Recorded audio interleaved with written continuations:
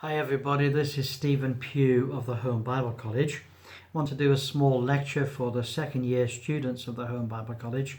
This is lecture number 9 and we're going to be taking a look at 1 Kings and 2 Kings. These are two books in the Old Testament. Now the first book of Kings is all about Solomon and Elijah.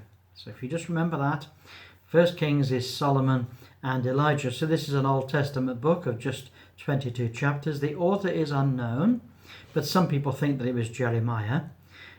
Possibly it was written between 970 to 853 BC, but nobody's quite sure about that.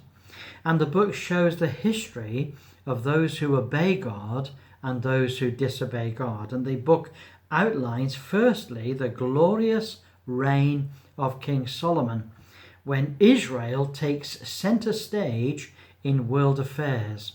And then the book shows that internal division brings ruin and moral collapse. So 1st and 2nd Kings were originally one book in the Hebrew Bible, and 1st Kings records the division of the kingdom, and 2nd Kings records the collapse of the kingdom.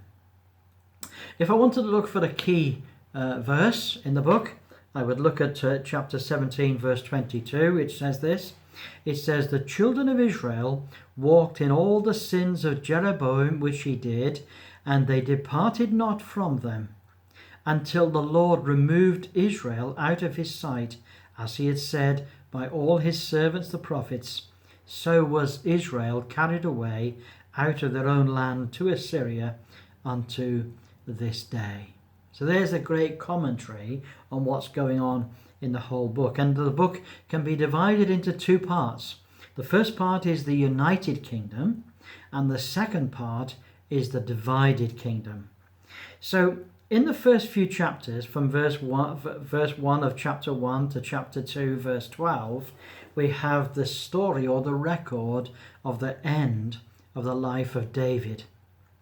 Then from chapter 2, verse 13, right on down to chapter 11 and verse 43, we have the description of the life of Solomon.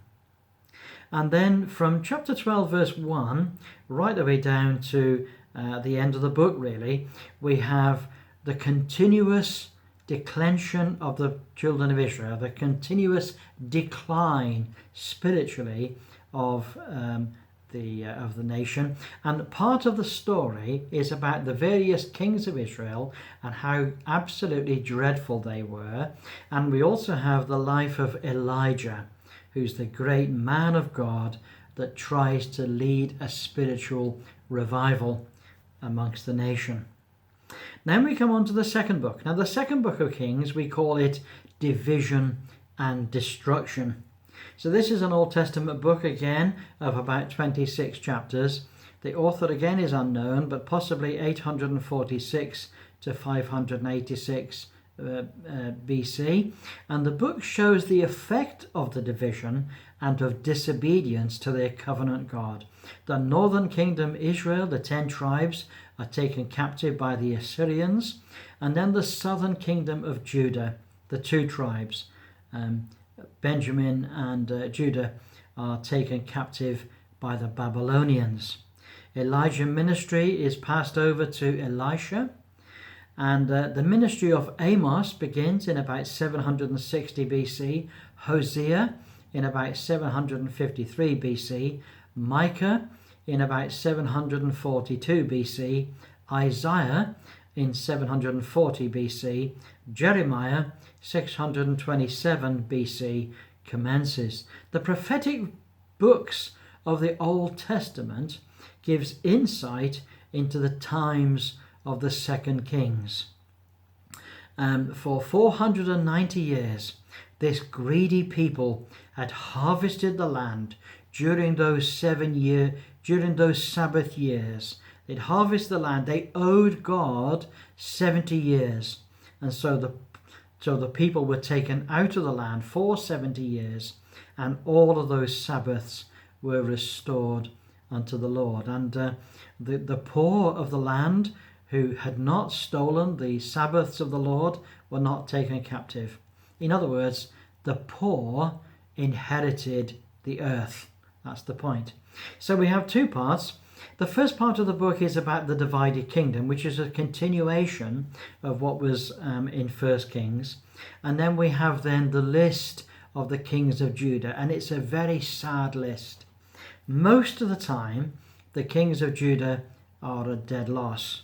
Most of the time, they're wicked men. They are sinners before the Lord, and the passage tells us very clearly. Just occasionally, we have a description of a man of God, a king of Israel, who brings revival and brings restoration of the people of God. So it begins in the first two chapters with Elijah's ministry, a description of Elijah in his ministry. And then we have from chapter 2, verse 13, the ministry of Elisha developing. Elijah goes up to heaven and Elisha begins his ministry. And from there to the end of the book, we have the continuous story of the various kings.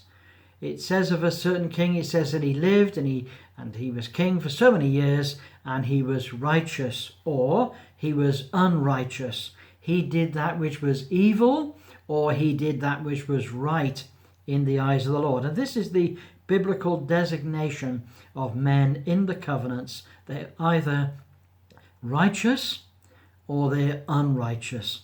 They either do that which is right or they do that which is evil. And then in chapter 17, we have the captivity of Israel, the northern kingdom. And in chapter 18, we have the decline and the final captivity of Judah, which was the southern kingdom.